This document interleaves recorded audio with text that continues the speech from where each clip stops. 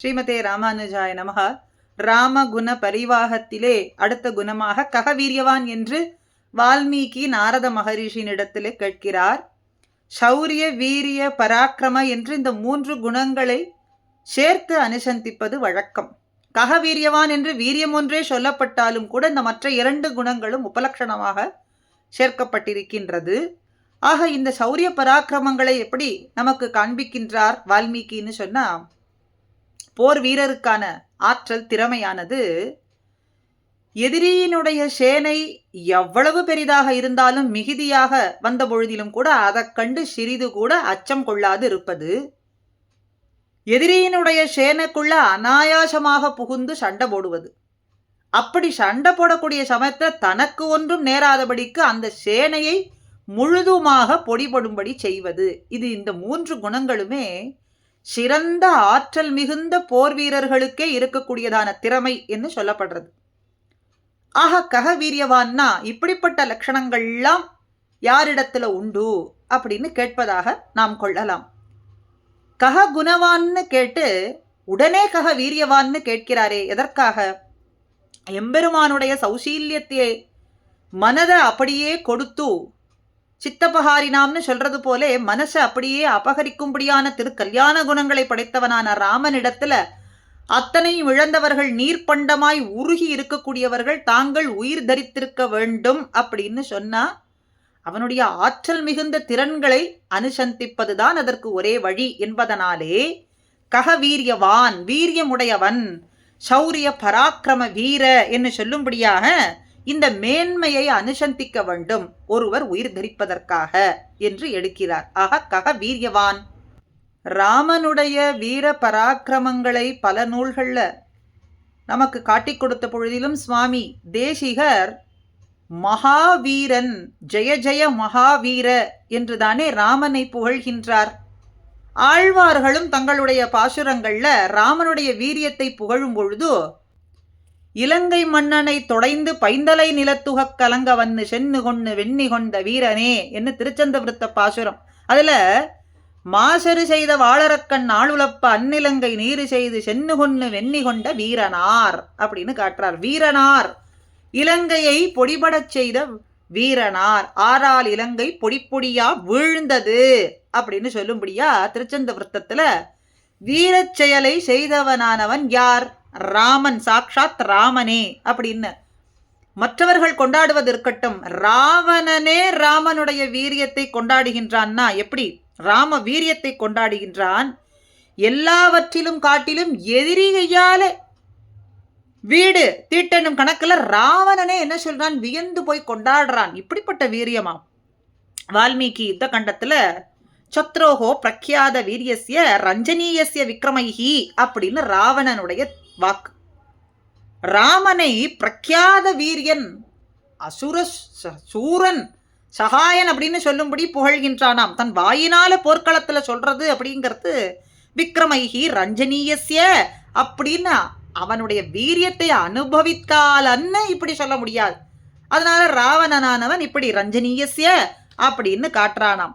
சரி, இப்படி ராமனுடைய வீர செயல் இருக்கும் பொழுது ராவணனை உடனே மாய்த்திருக்கலாமே, ஒரே அம்பினாலே அவனுடைய கதையை முடித்திருக்கலாமே.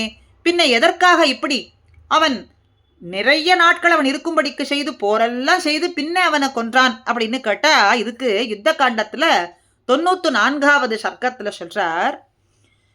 சின்னம் பின்னம் ஷரைர் தக்தம் பிரபக்னம் சஸ்திர பீடித்தம் பலம் ராமேன தத்ருசுர்ச்சன ராமம் சீக்கிரகாரினம் அப்படின்னு.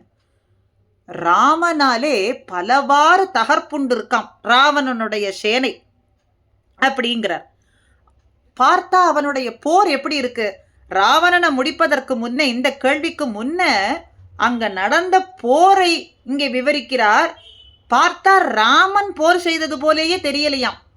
அம்பு மாறி பொழிந்ததாகவே எங்கும் தெரிகின்றதே ஒழிய ராமன் எவர் கண்ணுக்கும் தென்படவில்லையாம். இது ஒரு சாராருக்கு. மற்ற சாரார் பார்க்க ஒரு ராமன், 3 ராமன், 4 ராமனாக கண்ணுக்கு தென்படும்படி இருக்கிறார்கள். சுழன்று சுழன்று பார்த்தால் ஆயிரக்கணக்கான ராமர்கள் போர் செய்யும்படி தெரிகின்றார்களே அப்படின்னு ஒரு ராமனையே கண்டார்கள்.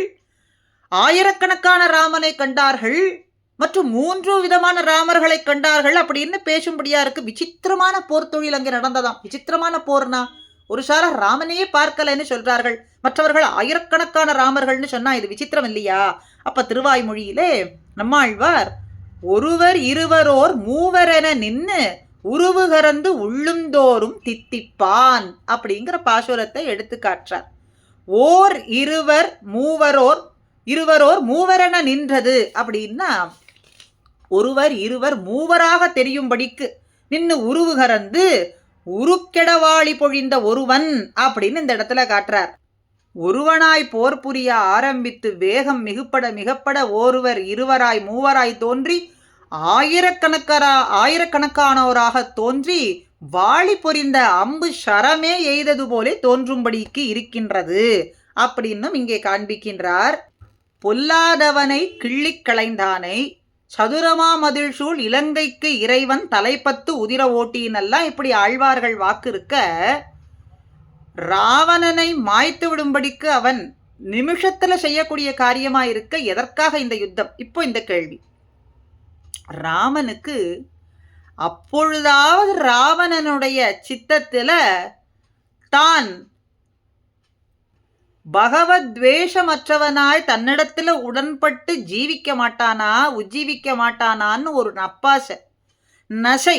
அதனால ராவணனிடத்துல இப்படி ஒரு கருணை காட்டுகின்றான் எம்பெருமான். ராவணனை காட்டிலும் பன்மடங்கு வலிமை பெற்றவன் வாலி. அவனையே அனாயாசமாக முடித்தான். இந்த ராவணனை முடிக்கிறது ஒரு காரியமா? சுந்தரகாண்டத்துல திருவடி ராவணனுக்கு இதோபதேசம் செய்யும் பொழுது சொல்றார், துவயா விஜாத பூர்வச்ச வாலி வானர புங்கவகா ராமேன நிகத சங்கே சரணேன கைன வானரகா. அப்பா ராவணா, வாலின்னு ஒருத்தன் இருந்தான், அவன் பட்ட பாடு நீ கேட்பாய். வானரேச்சரைவ ஏற்கனவே நீ அறிவாய் இல்லையா? ராமனுடைய ஒரே அம்பால அவன் முடிக்கப்பட்டான் அப்படின்னு இங்கே சொல்றார். சரி, கார்த்தவீர்யார்ஜுனனை பற்றி கேள்விப்பட்டிருப்பாயே, அவனை முடித்தவர் பரசுராமர். அப்படி பலம் கொண்டவர், 1000 கைகளையும் வெட்டி கொன்றவர் அந்த பரசுராமன் அல்லையா?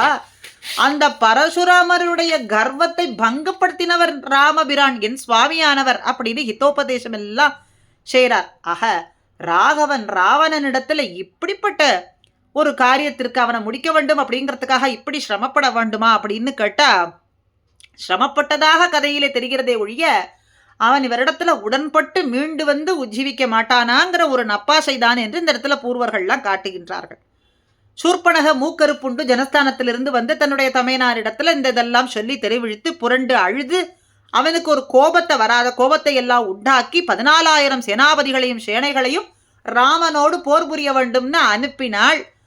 ராகவன் அத்தனை பேரையும் தான் ஒருவராகவே கொன்று வென்றான். அப்படிங்கிறதுனால அதற்கு பிறகு கரதூஷணர்களையும் நிரசித்தார். அப்படிங்கிறதுனால ராமன் அசகாய சூரா அப்படின்னு ரகுவீர கத்தியத்தில் சுவாமி தேசிகர் இங்கே வர்ணனை பண்ணி ராமனுடைய வீரத்தை புகழ்கின்றார். லக்ஷ்மணனையும் கூட துணைக்கு கொள்ளாமல் தான் ஒருவனே தலையை அறுத்திட்டார். ஏகாக்கியாய்னா தான் ஒருவரே அத்தனையும் செய்தார். அப்படிங்கிறதுனால அசகாய சூரஹா அப்படின்னு சொல்றார். சதுர்தச சகசிராணி ரக்ஷசாம் பீம கர்மனாம் ஏகச்ச ராமோ தர்மாத்மா கதம் யுத்தம் பவிஷ்யதி அப்படின்னு மகர்ஷிகள்லாம் வயிறு பிடித்து கலங்கினார்களாம். என்ன நேர்ந்து விடுமோ ராமனுக்கு, ஏகாகியாய் இப்படி யுத்தம் செய்கின்றானே என்ன நேர்ந்து விடுமோன்னு சொல்றாராம். தொடர்ந்து அனுபவிப்போம்.